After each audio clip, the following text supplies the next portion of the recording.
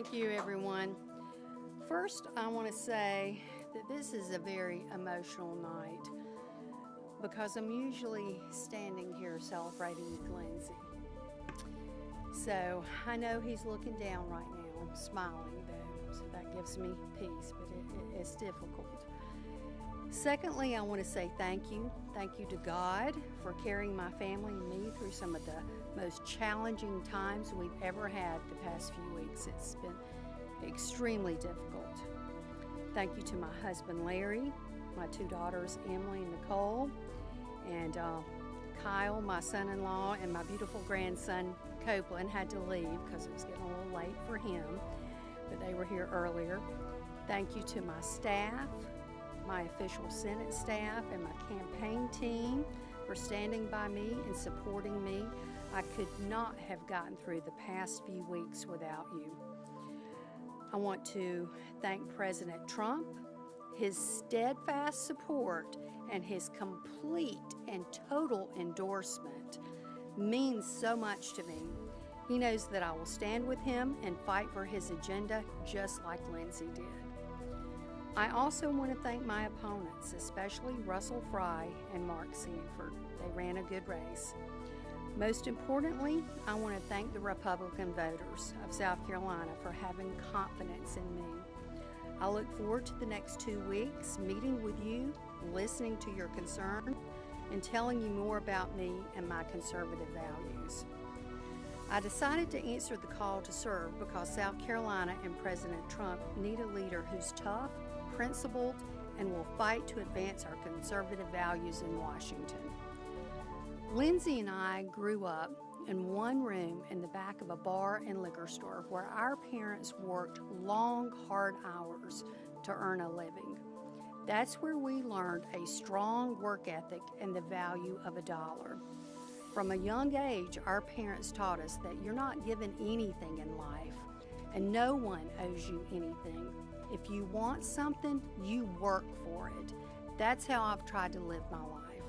I've spent my career serving the people of South Carolina. For the past 7 years, I led an agency dedicated to helping South Carolinians who are blind or visually impaired find employment, become more independent, and have the opportunity to provide for themselves and their families. I took a struggling agency and turned it into a national model. I never expected that career of service would lead me to the United States Senate. I certainly never expected it would happen under these circumstances. I've only been on the job in Washington for 3 weeks, and I've already passed a major piece of bipartisan legislation through the Senate that meant so much to Lindsey, the Russia sanctions bill, which I believe will end the bloodshed in Ukraine and keep Americans safer. I was also the deciding vote to confirm President Trump's Attorney General nominee, Todd Blanche. Some politicians never get a major piece of their legislation passed, so I've already accomplished more in a few weeks than many do in decades. So I'm very proud of that. So when President Trump and others asked me to run for a full term in the Senate, I prayed hard about it. I knew I could not sit on the sidelines. That's not how Lindsey and I were raised. That's not who I am. I'm a fighter. Here's what South Carolinians should know about me. I'm a conservative Republican. I'm not a career politician. I know how families are struggling to make ends meet because I've been there too. I have 2 daughters with health problems, so I know what it feels like to have outrageous medical bills. I know there's not one business in the country that would let you put everything on credit like we do today with the federal budget. You have to show an ID to check out a library book, so why wouldn't you have to show an ID to vote? That's why the first bill I co-sponsored was the Save America Act. Joe Biden let 12 million illegal immigrants into this country. President Trump and I are going to walk them right back out. I believe that if you want to come to the United States, you do it legally, and if you want to stay here, you respect our American values. I support the right to life. I believe that every human life is sacred and deserves protection. I strongly support the Second Amendment. I believe gun control is how steady you hold your weapon. I'm a volleyball mom. I love watching my daughter play, and I know that boys have no place in girls' sports, especially not in the locker room. I've been accused of not being a politician. Guilty as charged. I will spend the next 2 weeks of this runoff meeting with voters and, unlike some politicians, listening to their concerns. Yes, listening to their concerns. This seat belongs to the people of South Carolina, and I will work hard to earn your vote. This runoff will be a sprint and a team effort, and I certainly can't do this alone. So I'm asking you to go to DarlineGraham.com to join my campaign, volunteer, and contribute $5, $10. Again, that's DarlineGraham.com. If you didn't vote for me today, I will work to earn your vote in the runoff. Thank you for voting. Thank you so very much for your prayers. May God continue to bless this great state of South Carolina.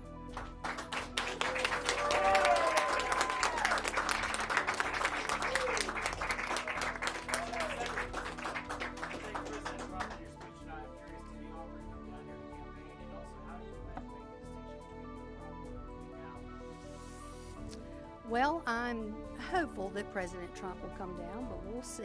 And there's a big distinction between myself and Ralph Norman.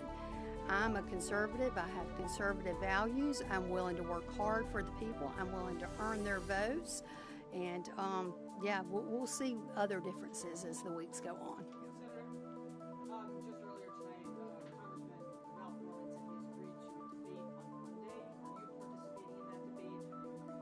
Well, that's the first I've heard of it, so we'll see. I'll be willing to debate him, yes.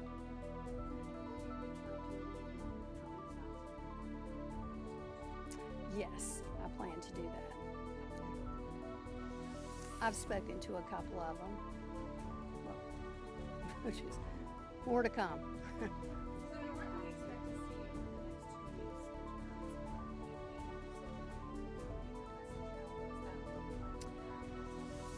Probably pretty much every day I'm going to be hitting the road. I want to sit down with the voters. I want to know what's important to them.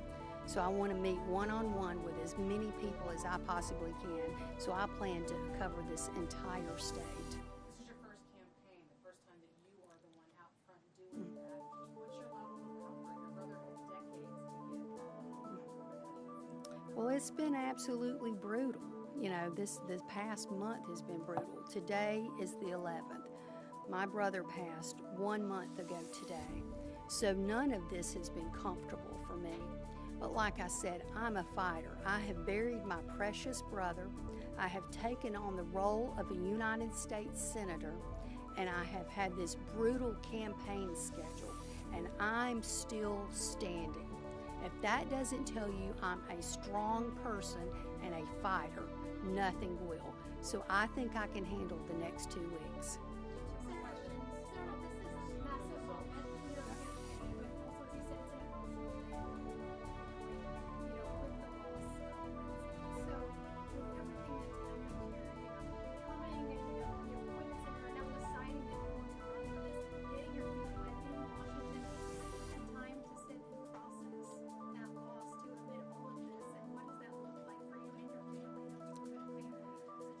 It has been a family situation. It's been hard on my whole family, and unfortunately I have not had a whole lot of time to process it. I've had my moments. They typically come early in the morning, you know, before my day gets started, and late at night when I go to bed.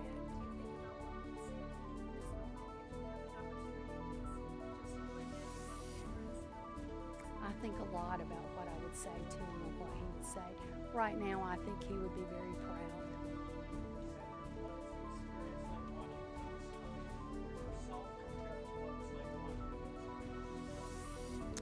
You know, that's a really good question. I think I was probably always more nervous for Lindsey than myself. I'm not saying I wasn't nervous, but I think I was always a little more nervous for him. Yeah. Thank you. Thank you. Thank you.